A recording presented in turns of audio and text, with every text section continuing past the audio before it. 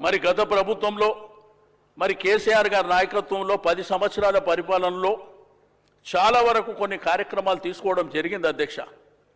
ఈరోజు ఎడ్యుకేషన్ రంగంలో గురుకులాల విషయంలో కానివ్వండి, లేకపోతే గురుకులాలని ఇంటర్మీడియట్ వరకు తీసుకెళ్లడం కానివ్వండి, డిగ్రీ కాలేజీలు పెట్టడం ద్వారా కానివ్వండి, విదేశీ విద్య ద్వారా కానివ్వండి, సేమ్ టైం రైతు బంధు రైతు బీమా పొందిన దాంట్లో కూడా మెజారిటీ ఇదే జనం ఉంటారు అధ్యక్ష.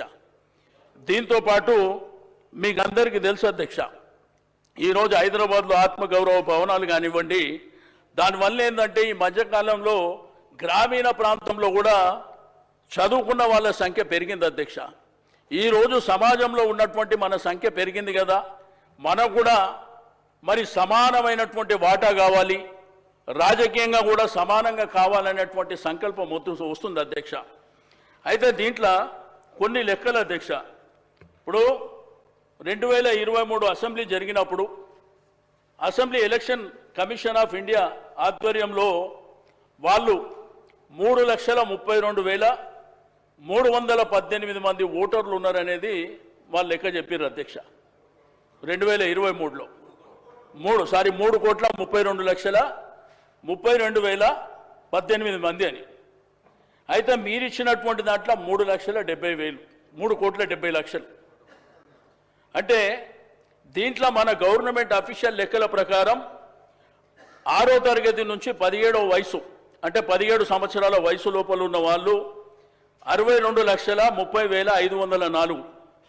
అదేవిధంగా ఏదైతే ప్రైమరీ స్కూల్లో ఉన్నటువంటి 0.6 వయసు ఉన్నటువంటి పిల్లలు 38,99,000 ఉన్నట్టు. ఓవరాల్గా తీసుకుంటే ఈ 4,33,61,822 నుంచి ఈ 3,70,00,000 మీరు ఏదైతే నివేదిక ఇచ్చినరో అవి తీస్తే 62,84,268 మంది ఎక్కడ పోయినట్టు. ఈ లెక్కలు గవర్నమెంట్ ఇచ్చిన లెక్కలే. ఈ స్కూల్ చదువుతున్నటువంటి కాలేజ్ చదువుతున్నటువంటి పిల్లల లెక్కలు అఫీషియల్గా గవర్నమెంట్ ఇచ్చినటువంటి. కాబట్టి నేను దయచేసి మీ ద్వారా గౌరవ ముఖ్యమంత్రి గారికి ప్రభుత్వానికి మీకేందంటే ఈరోజు మనము ఇది కేంద్ర ప్రభుత్వానికి ఇక్కడ తీర్మానం చేసి పంపించాలనేటువంటి ఆలోచన మీరు చేస్తుండొచ్చు. కానీ గతంలో కేసీఆర్ గారి ప్రభుత్వంలో 2014లోనే మనకు రిజర్వేషన్లు కావాలి, మన సామాజిక అంశాలు ఈరోజు వాళ్లకు ఎడ్యుకేషన్ రంగంలో కానివ్వండి, సేమ్ టైం ఉద్యోగ అవకాశాల విషయంలో తీర్మానం చేసి 10 సంవత్సరాల క్రితం పంపించారు. కాబట్టి తీర్మానం చేసి పంపేయడం మూలాన మనకు వచ్చేది ఏముండదు అధ్యక్ష.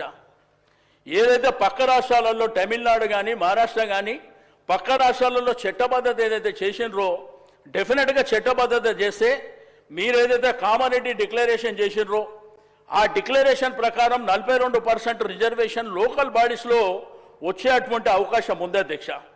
కాబట్టి దయచేసి మీరు ఆ దిశగా ఆలోచించాలి. ఎందుకంటే మేము సర్వే చేసినాం, మేము ఇక్కడ తీర్మానం చేసినాం, ఢిల్లీకి పంపించినాం అంటే అది సరిపోదు అధ్యక్ష. ఈ సమాజం కూడా యాక్సెప్ట్ చేసే పరిస్థితుల్లో లేదు. దయచేసి తప్పకుండా ఆ ఫలాలు వాళ్ళకు అందాలంటే మీరు తప్పకుండా చట్టబద్ధత చేయవలసినటువంటి అవసరం